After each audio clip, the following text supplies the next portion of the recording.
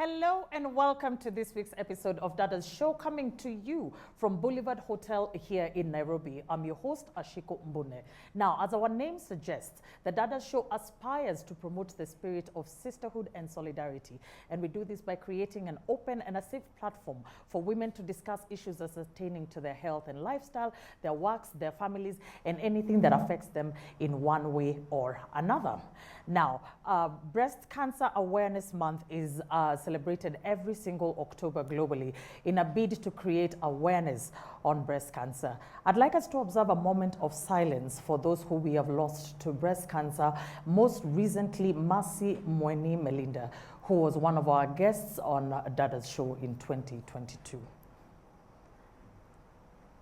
May her soul rest in peace, and the souls of all those who we have lost to breast cancer. Surely one day breast cancer will be defeated. Now, as we wait on that glorious day, there are those of us who are working tirelessly to create awareness and drive behavior change in society. On this episode of DADA'S show, we shall meet women who have made it their life's mission to ensure that no woman out there will face breast cancer alone.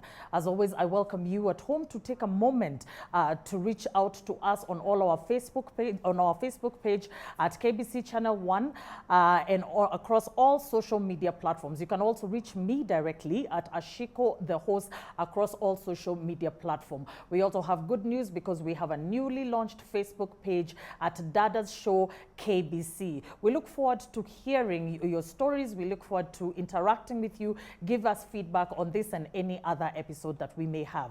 Before we get into this conversation, let's have a look at the following feature. October is recognized as the Breast Cancer Awareness Month since the 1990s, following the impacts of breast cancer over the past few decades.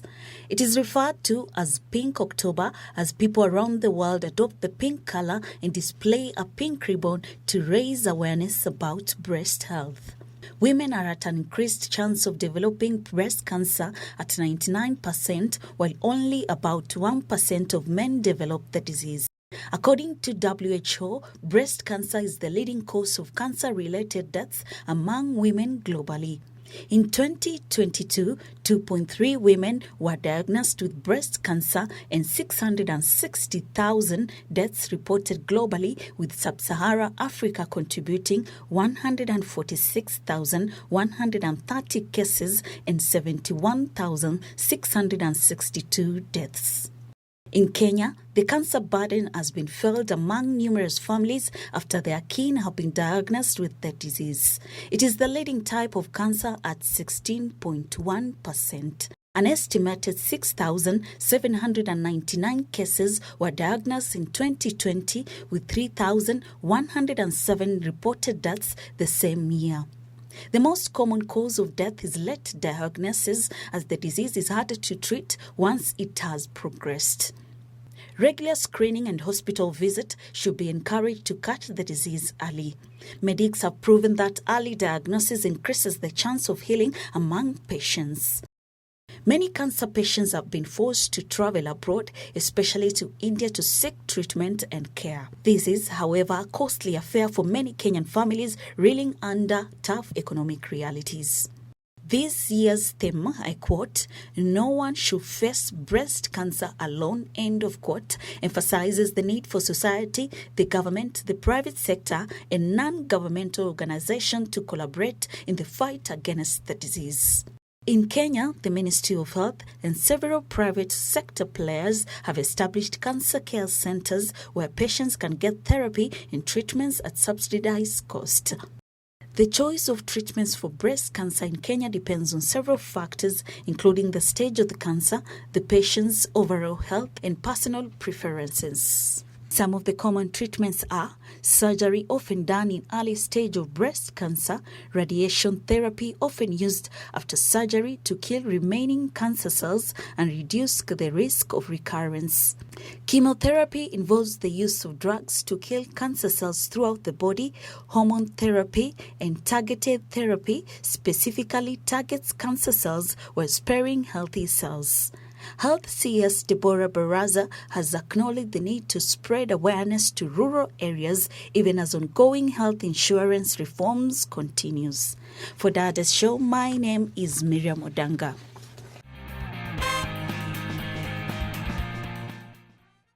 Welcome back. As mentioned at the beginning of the show, this episode is dedicated to Breast Cancer Awareness Month, which, as you know, takes place every single October globally. And as I mentioned today, I am joined by women who are ensuring that no woman out there is going to face breast cancer alone. It could be through advocacy, it could be through partnerships, it could be through friendship and support. Whatever they're doing, they're definitely making leaps and bounds, especially to breast cancer patients and their families. So to start us off, my wonderful panel, I have Madam Nana Kelima, who is the founder of the Needy Cancer Health Initiative. Karibu sana Nana, and thank you for making time to join us today. Next to her, we've got Madam Nancy Adwati, who is the CEO and the founder at Arise Against Cancer Foundation. I would also like to acknowledge my wonderful audience with me here today, and you at home for taking time week in, week out to sit with us as we discuss contentious issues that affect women of Kenya. So karibuni sana, and let's get into today's conversation. I'll start off with you, Nana. Tell us a little bit about yourself and how breast cancer has touched your life. Hello everyone, my name is Nana Kelemi. I'm 42. I'm 42 years old. I'm a mother of 2 boys. I'm a breast cancer survivor and a founder of an organization here in Kenya, actually NGO. It's called Needy Cancer Health Initiative. I was diagnosed with breast cancer in 1st of August 2022, and I was again declared cancer-free on 3rd of August 2023. So my treatment actually took exactly 1 year here in Kenya in a private hospital. It has been, I can't say amazing really. There's nothing amazing about cancer. It's been a very, very hectic journey. I've gone through mastectomy because I lost my right breast. I've been through chemotherapy for 9 months. I've been through radiotherapy for 2 months. Been through reconstruction, breast reconstruction, which I did just recently in Feb this year. And now I'm on long-term treatment called hormone therapy because I had a type of cancer which is hormone-related. Yes. Yeah. We are so happy and privileged that you're here with us. Thank you. That you are, that you're recuperating and you're feeling better, well enough at least to sit with us here. Thank you. So asante sana Nana. I'll move on to you, Nancy. Tell us a little bit about yourself and just like Nana, how breast cancer has touched your life. My name is Nancy Adwati. I'm a Kenyan. I was diagnosed with breast cancer in 2021, September. That changed my life a lot because then that was an indicator that I should just not live life as is. That as we are living, we should actually also be looking at our bodies, knowing what is going on in your body. Because then, before I was diagnosed, I knew I was okay. So I didn't really need to do many things and all that, yeah? Yeah, cancer treatment from 2021 all the way, my main treatment ended with radiotherapy. So that is, I can say, a whole year. It took a whole year because I completed in 2022 November. Yeah, so from November, I started asking myself, God has taken me through this. People have stood with me through the treatment and they made it possible. So what about those who don't have people to speak for them, to stand for them? Yeah, so within me was created the purpose and the need to speak for others. that is how Arise Against Cancer was founded. And I'm the CEO, founder, and now we are running. My friend here, they go and fetch people who have cancer and are dying. They don't even know where to go to. They get them to the hospitals. We chose to look at the forgotten group, the cancer survivors, because we are looking at it and saying, yes, you had cancer, you are diagnosed, but you should not be neglected, you should not be rejected, you should not be stigmatized, much especially in the workplace. So we focused mainly in the workplace, where we are trying to talk to the employers and telling them, look, that I'm diagnosed with breast cancer does not mean that I should stop working. This is when I need that job more, because I need my life to continue as it was. It will accelerate my healing. So we try to go to them and tell them, let us try and do that. Look at this person as a normal person, sick of anything else, because cancer is attacking every member of the family anywhere. It could even be you. It could be somebody you're taking care of. So we chose to pick on that group. And we did not forget one other group that is equally sick. They're caregivers. The caregivers. When I have cancer, whoever is taking care of me actually feels the pain that I'm feeling. So what about them? You wake up in the morning, you're going to work, and you're not able to work because you don't know the person you have left in the house, if you'll find them dead or what is going on. So you must work, but you're also divided by this particular pain. So we are trying to tell people, how do you handle these people? And we are trying to talk to the survivors and their caregivers and anybody else in the family or anywhere around somebody who has cancer. Speak out. Don't keep quiet, because if you keep quiet, your boss will never know what you're going through. If you can't speak out, let somebody come and speak for you. So that is what Arise Against Cancer is doing, besides other awareness activities. Yes. So we'll get into the other activities in a short while. So Nana, we know what Nancy has told us, what was her inspiration behind Arise Against Cancer Foundation. What about you? What is the inspiration behind Needy Cancer Health Initiative? My inspiration behind Needy Cancer Health Initiative is the suffering I saw in the public hospitals, and especially with women. You say, I would go to KU because that is where I was treated. And during chemo, chemotherapy is very intense. And I would see women who I met in hospital yesterday, then I would meet them the following day on the benches. And I would always wonder, what are you doing here? You didn't go home yesterday? And then I realized most of them, they didn't have.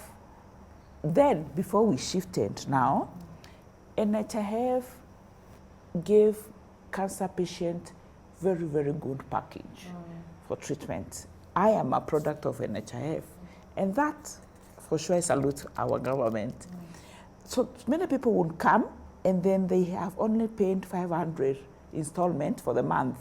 But then, when you get cancer, the government dictates that you pay 12,000 for 2 years, so then you can be able to assess the package of chemotherapy, radiotherapy, scans, and all these things. So then that woman with breast cancer, maybe a wound, which is so painful, she has paid for 500. So when they come, when the pre-authorization is sent to the NHIF headquarters, it bounces back.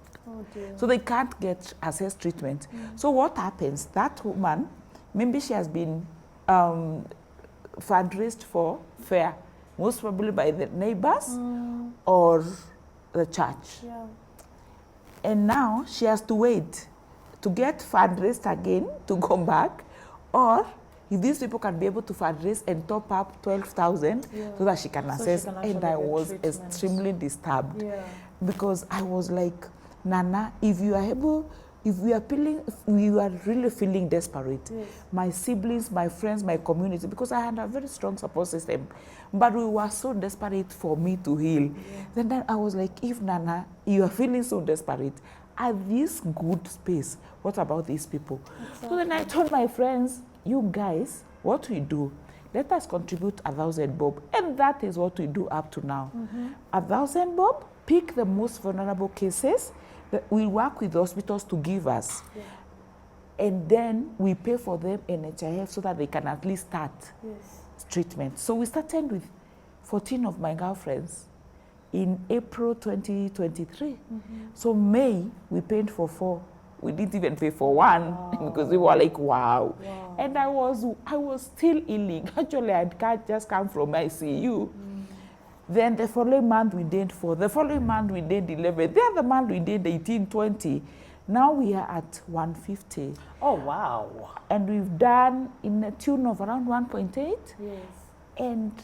And we give these people food also. Because we realize that most of these people, they go to hospital, they come back, they have nothing to eat. They've got nothing to eat. Nothing. So we contribute 1,000 bob every month, and we give 100 shillings every Friday. It was small amounts, but they make all this difference.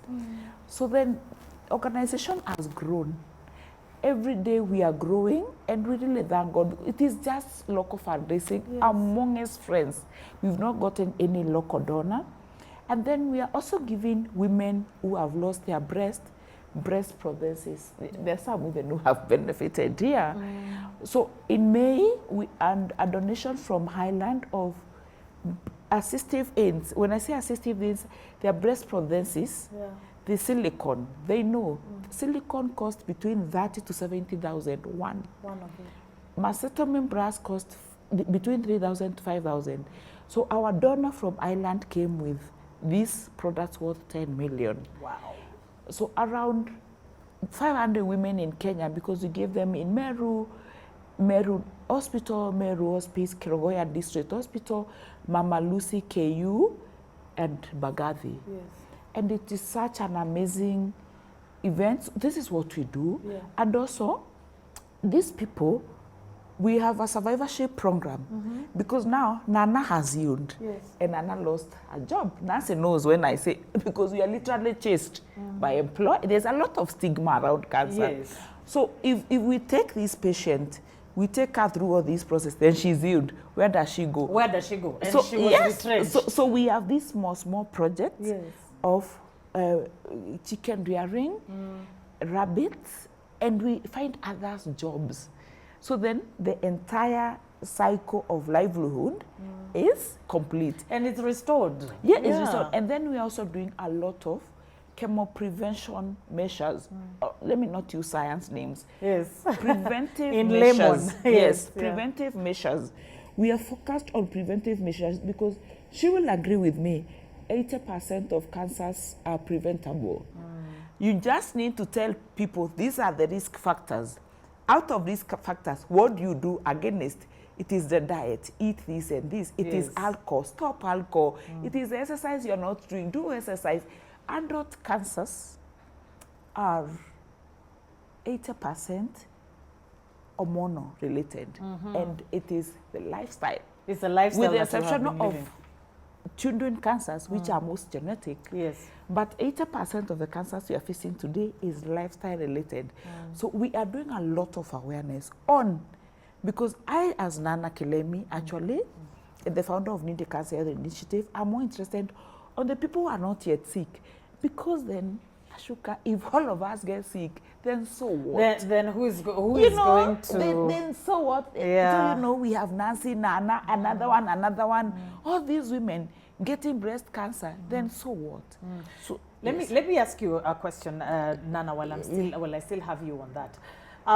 You've talked about the role which NHIF has played, and you've talked about hospitals. You've talked about even some cases, someone going for chemotherapy, and the next day they're still there.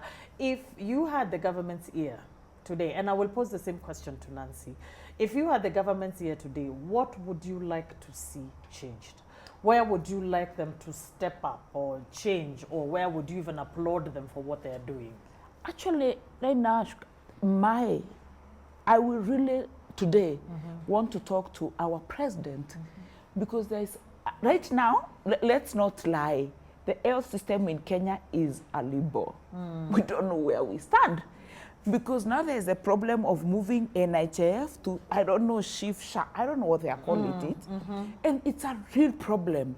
People are really suffering. What we want, let there be no delays with cancer patients whatsoever. Yes. Whether they have NHIF, whether they have money or not, if someone comes to hospital and they have been declared with cancer, let treatment begin ASAP.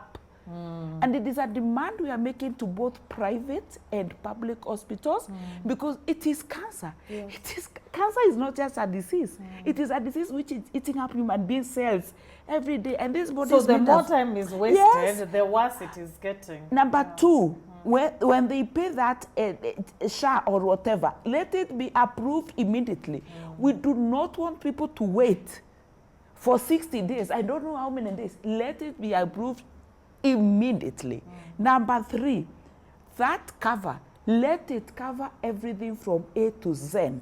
From biopsy to CT scan to PET scan to blood works. Yes. Don't tell people who are already so oppressed to top up. What are they topping up? From where? From where? From where, Ashuka? You know, number four, those doctors who are misdiagnosing people, because also it's a huge problem in Kenya. Yes. Can you stop? Because we are raising a generation which is going to expose you. If you're not able to deal with this problem, wachana nayo. Refer it to Don't somebody kill else. people for no good reason. Yeah. So the government should mulika those drug doctors we have outside there. Number 6, to the employers, I am sending a warning to them. Stop criticizing cancer patients. Nobody wrote a letter to be sick. True. And cancer has no boundaries. It can touch everyone. Don't chase people away because they're sick of cancer. Don't chase women away because they are not able to come today. Even me today, I wake up feeling like this. Tomorrow I wake up feeling like this. Yeah. You cannot force me to come to work when I'm sick. Yeah. How now? We need a program for cancer patients. A feeding program, because so many of them are not being killed by cancer. Trust you me, it is other external factors. Yes. Lack of proper diet, lack of proper food. We need a feeding program. And they need to fix these people. They be given priority in the working place. When someone come and say, I've been sick of cancer, I've been out of work, the government should absorb those people immediately. Immediately. Wow. Yes. Wow, that is really passionately put, Nana. What about you, Nancy? What if you had the ear of the powers that be? What would you like to talk about? What would you like to see happen? You know. Already, I'm speaking with senior people from the Ministry of Health. Yes. The last 2 weeks, we've had very good meetings, and I did mention some of the things that Nana is speaking about here. We spoke about awareness right from mashinani. And the government, the Ministry of Health have programs that are actually doing that. Yes. But when I mentioned the cancer in the workplace, and that's where it all begins, because every member of the workplace has a family. Yes. This family goes all the way to mashinani. Yes. What are we doing about those who are not in the workplace, but they are survivors? How are they surviving? Let us not just call people survivors and they are not surviving at all. You find that NHIF, I'm very grateful that I've benefited a lot from NHIF, and there is not even one single day I've gone to do my tests. I go for a PET scan, they have paid for it. I went for surgery, they paid for it. They paid part of my treatment, chemotherapy and all that. I'm very grateful for that. However, there are those people who are not able to present themselves to a hospital and speak up and say, look, I have to be treated. Yes. I was able to do that. But what about that person who is not able to speak for themselves? Must you always have somebody to go and speak for you? The fact that I've come here with a referral from a doctor Yes. that I need this treatment. Yes. these should be people, honored. the hospitals, maybe their management is not aware, but these counters at the hospitals, can they, The gatekeepers. yes, can they stop looking at their desks as if they are desks that are going to curtail people? Anakuangalia, and because you are not able to speak for yourself, unaambiwa, this, it has been rejected, and they leave it at that. No, I have seen a case where, I will not mention who, but somebody, a member of my family, was going to for treatment for something else, yeah, an elderly lady. And she gets there and she is told, NHIF has not approved. What I did was, I was given a call. Not that I'm influential in any way, Yes. anywhere, Yeah. no. However, I was told, we have delayed because she has been told NHIF has, her fingerprints are, oh yeah, it was the fingerprints. Her fingerprints are not being read. I mean, this is an elderly lady. How can you be saying because her fingerprints did not read, there is no other way that they can get to her records? Come on, really, wow. How? And she stayed Yeah. there from 6 a.m. because she Yeah. was told she has to be there at 6 in the morning. Yeah. This old lady is there from 6 a.m. in the morning. It is 11, I'm told they are still there. This is Because a lady. her fingerprint cannot be Yes, read. this is a lady who has arthritis, serious arthritis. So I called NHIF and I said, I would like to find out about this number. This patient is waiting at the hospital from 6 a.m. because her fingerprints have not read. She's not being treated.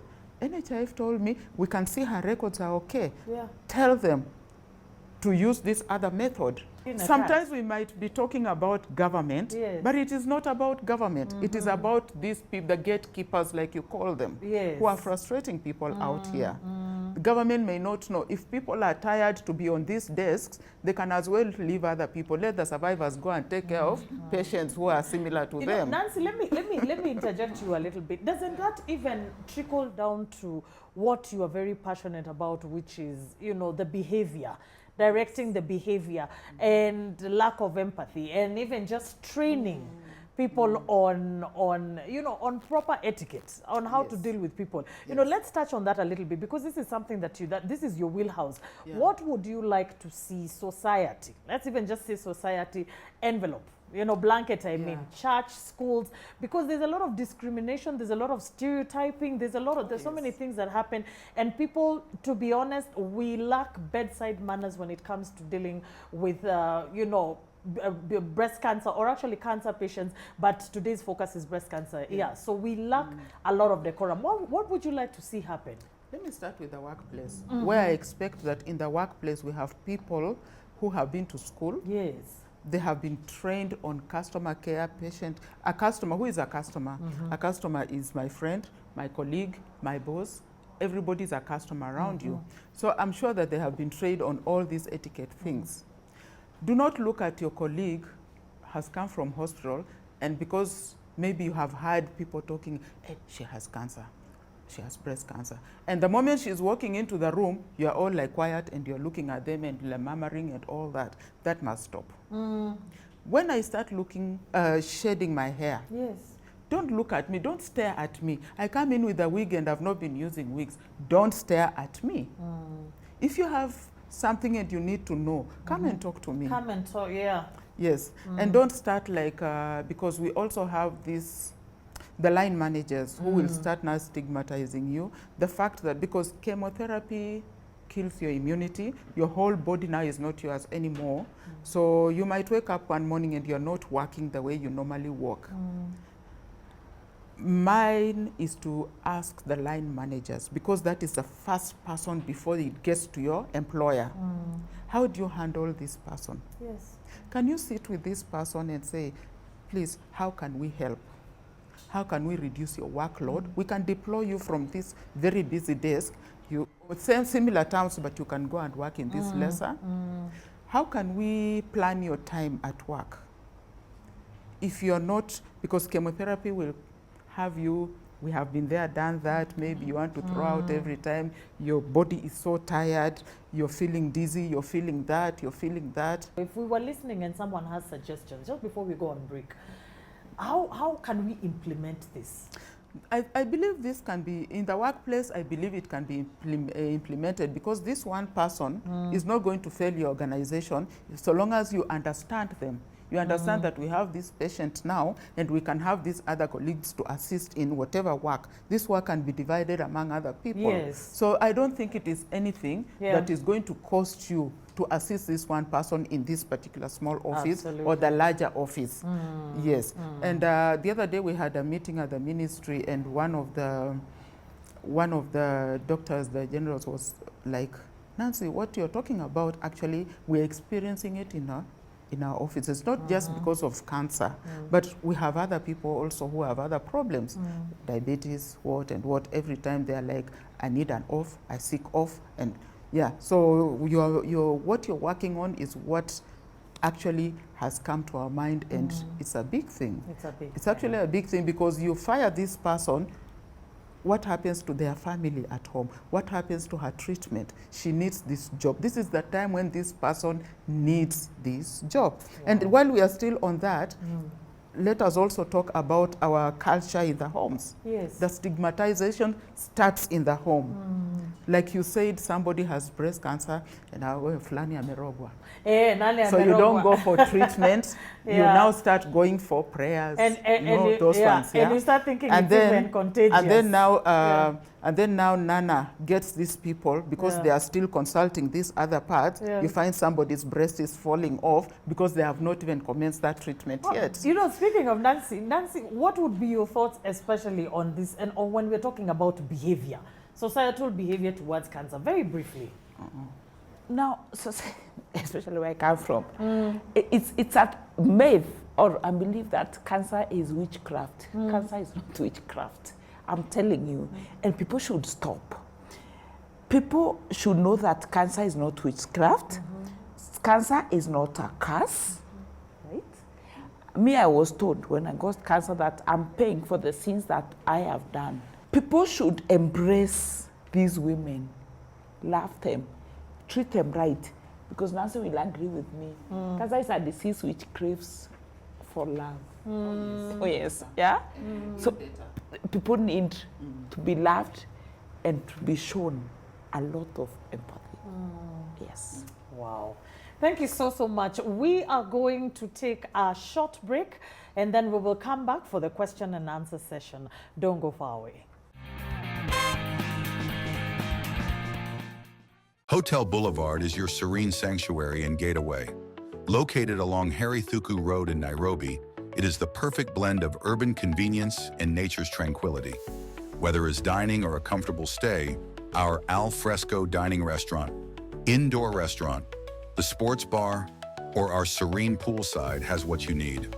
With amazing October deals like a 4-course dinner buffet for only 1,999 Kenyan shillings and so many more.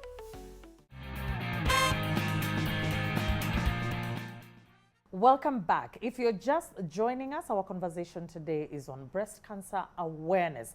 And truly, we have learned a lot from my wonderful panelists on what the government should do, on what society should do, especially in terms of creating awareness and, of course, you know, changing in our behavior. So now is my favorite part of the show, which is a question and answer session where my wonderful audience gets an opportunity to interact with our panel. They can either give us a question, a feedback, whatever their thoughts are on this particular episode. But before we roll on to that, I would want to invite two ladies who were present in the previous years on the show when we were celebrating Breast Cancer Awareness Month. We are so happy to have you here with us. You know, they're survivors, and they're going to update us on how they're feeling and what's going on with them since we last met. Karibu sana. I'll start off with Nancy.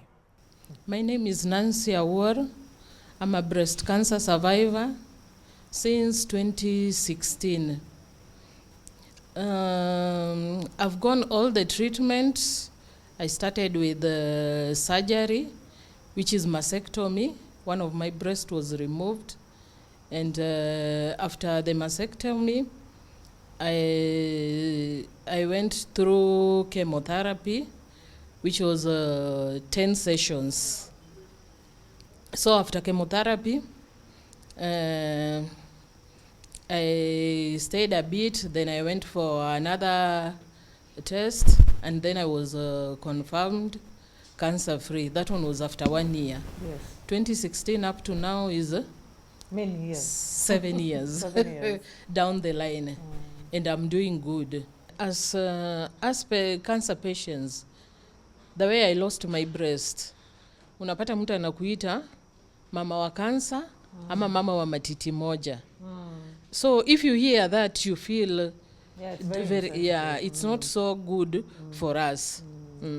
So I'm telling everybody that cancer, if somebody has cancer, it's just a disease like any other any other disease. So it's not good to call somebody with other name. So I'm saying cancer is treatable. Even if you lose one of your breasts, at least you can get a prosthesis. Yeah. Thank you so much, Nancy. I think the least we can do is actually just respect each other. Thank you so much, Nancy, for that. We're going to move on to our next survivor, who is here with us, and her name is Jean. Good afternoon, all. Good afternoon. I'm Jean Wangui Kamau, a breast warrior for 3 years. I was diagnosed back in 2021. I did my mastectomy. I don't have one breast, the left one. And then I went through 8 cycles of chemotherapy. Then I went for 25 sessions of radiotherapy. And currently I'm doing hormonal therapy. I'm taking some drugs for like 5 to 10 years, as my oncologist said. Okay. When you have cancer, there are many things that you undergo. But what I would urge people and the whole Kenya, it's about you give hope to that person, because when you are sick, you are just very down. And if you don't have somebody to love you, somebody to give you hope, then you can lose yourself. Yeah. Yes. Our next question or comment is from Lillian. My name is Lillian Coroso, and I wanted to ask if people out there wanted to reach you guys, how can they? Oh, that's excellent information. If there's somebody out there who knows of someone who's needy, who may be needing your help, or there's a HR somewhere who wants to reach you and Nancy, how do they go about reaching you? Let's start off with you, Nana. So we have our social media handles. We have our website, www.needycancerhealthinitiative.org. We have Twitter, LinkedIn, Facebook, Instagram, TikTok at Needy Cancer Health Initiative. Our contacts are there. Or you can just drop an email at info@needycancerhealthinitiative.org, or follow my personal pages, all at Nana Kileni on Facebook, LinkedIn, Twitter, Instagram. Yeah. And then next we've got Nancy. Nancy, how do we go about finding you and your organization? Yeah, to find us, Arise Against Cancer has a website, www.ariseagainstcancer.org. You can also reach us on email at info@ariseagainstcancer.org. You can even reach us personally. We will provide our numbers. Yes. Thank you so much. I really hope if there's anybody who is at home and would be needing services or consultation or advocacy by either one of my wonderful panelists, that you will definitely make a point of noting down those contacts. You can definitely find them on our Facebook page at DADA'S KBC Channel 1. So you'll find all the information about our panelists there today. Our next question or comment is from one Mr. Ombati. I'm asking if men are also prevalent to have breast cancer. That's my first question. And then my second question is if now that you are creating awareness to the affected ladies, have you met the particular husband and talked to them about how to embrace these ladies who are suffering from these conditions? Because cancer is not a death sentence. Thank you so much, Ombati. I really appreciate the second question, because in terms of offering support, we know of cases where a lady, we encountered one of those ones, I think, in the previous year, where somebody was divorced, because she actually got a double mastectomy. And she was described as no longer a woman.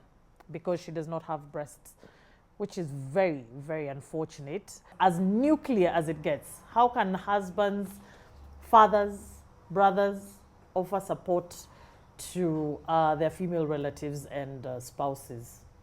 I personally am married. I have 3 children. I got married in 1992.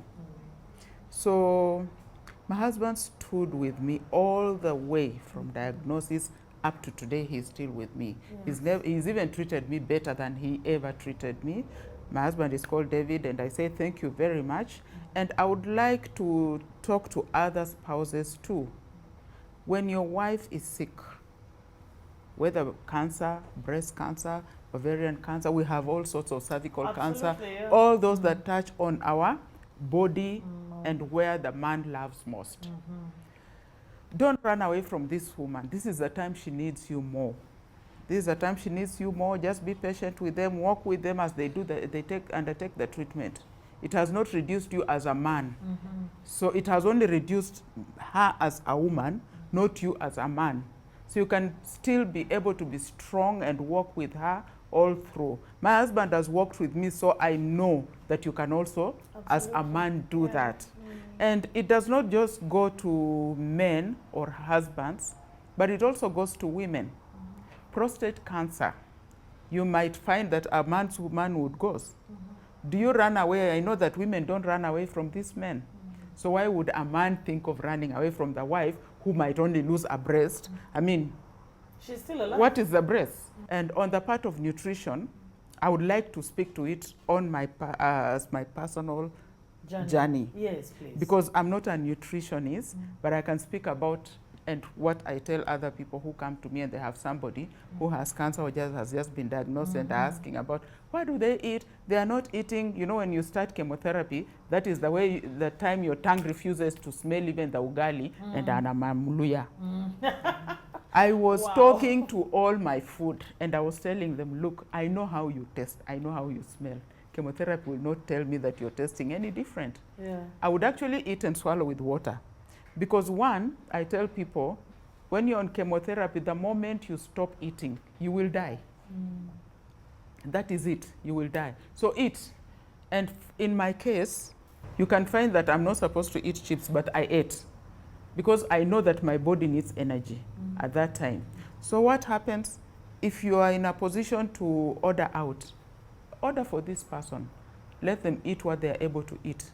Personally, even now, although we are told in moderation, when I feel my body needs some sugar, I will take something with sugar. I will not walk away from it. So it's not a zero leave. It is about moderation. Especially if you're already diagnosed, you know what you're going through, you can learn actually how to moderate these things. And if you have not been diagnosed, my friend, I'm a Luya, we grow sugarcane.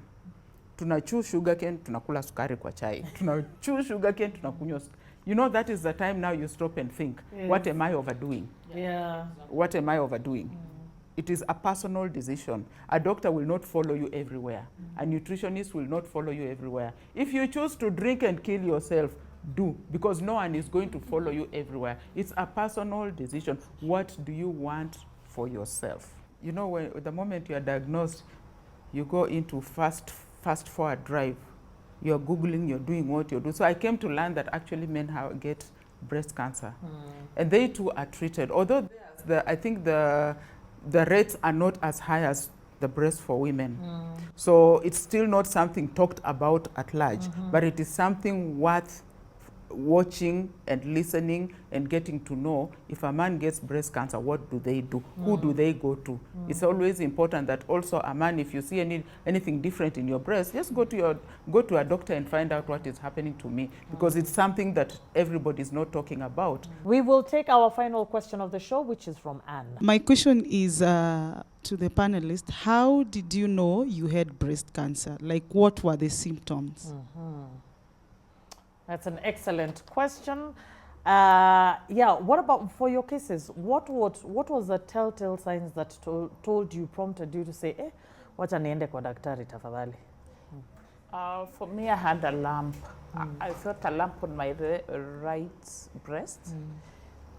And of course, my body had so many changes: fatigue, backache, anemic, very heavy flows, and I knew something is wrong, and for sure something was wrong. What about you, Nancy? What were some of your telltale signs? Mine is an interesting one. Yes. First, I never ever noticed that I have a problem. I think because I was not paying much attention to my body. Yeah, until I hurt my little finger, then a lymph node grew. And every community has a name for the lymph nodes, where ukiumia mguu, there is something that swells here. Ukiumia mkono, there is something. So mine, I got hurt here, and the lymph node came. But the lymph nodes persisted. Ikaanza kufura here and there. One comes there, one comes. That is when I realized something was wrong. And my family insisted, you must go to the doctor. And I didn't even then. And anybody else should not do that. I continued going over the counter, painkillers, blah, blah, antibiotics. People should not do that. You should just go to the doctor and find out why you are having such growth in you. Yeah, so I didn't notice that it was about my breast until we went now to for my tests. When the oncologist now decided I need to do further tests because they think it is breast cancer. It was at stage 3 and I didn't even know something was wrong with my breast. So sometimes you may not feel anything, sometimes you may not feel any pain. I never felt any differences in my body until the lymph nodes started. Yes. So it's very important to go for screening, and that is part of our awareness creating. Go for screening, don't be scared. There are these cases where people are told, unapenda kujipeleka kupimwa, utapata ile unatafuta. Don't listen to those talks. Every once in a while, go for a screen. Screens have actually been regulated. I think now they are very affordable. Please, I talk to the men, the women, the children, the youth, especially youth.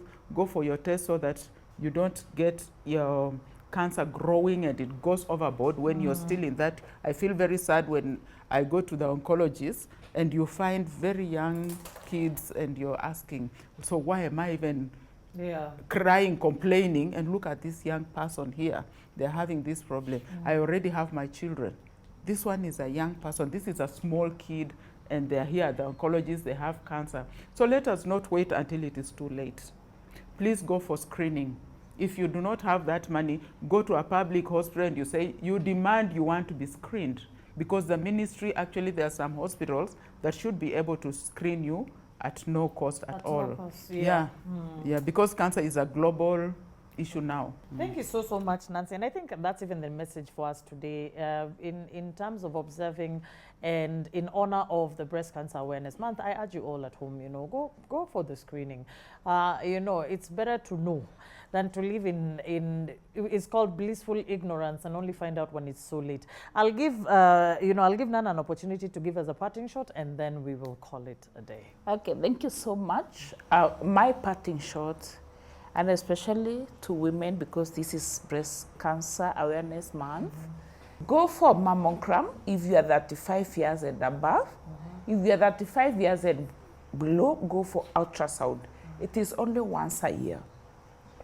In public hospitals, I think it is around 2,000 or 1,500 or less. And in public hospitals, it's around 3,000 to 4,000. And this month, most of the hospitals are doing it for free. Yes. When you are diagnosed, just know that cancer is not a death sentence. Accept that you have a problem. Number 2, know that you're in a battlefield. And number 3, believe that God heals and heals completely. Let us embrace the situation as it comes, and let us love ourselves and spread the love to others. Thank you so much. Wow, thank you so. That's really a wonderful parting shot. Nancy, what about you? A very quick parting shot for Breast Cancer Awareness Month?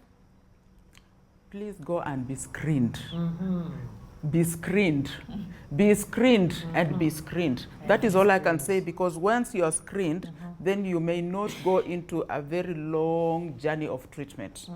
if they capture it when it is very young, they might actually just remove that tumor by itself, a very small thing, Yes. and your body will never change. Yeah. And that is it. If you are not screened and they get it larger, then you might lose much more than you should lose. So please go for screening. Yeah. Yeah. Thank you so much. So we have come to the end of today's very, very informative episode of DADA'S show. Remember, this episode is in respect and acknowledgement of Breast Cancer Awareness Month that falls every single October, every single year, and is celebrated globally. So as always, we encourage you to keep these conversations going across all social media platforms at KBC Channel 1, on our newly launched Facebook page at DADA'S KBC, and on my personal pages at Ashiko the Host. What's your story? Give us feedback on what you thought about this show. If you want to reach out to one of the ladies, if you want to reach out to members of the audience for one thing or another, please reach out to us and then we will definitely link you. So on behalf of the production team at KBC, our location partner Hotel Boulevard, and myself, Ashiko Mbune, I wish you all an enlightened week. Please go get screened and screened and screened, and I will catch you same time, same place next week. But for now, goodbye.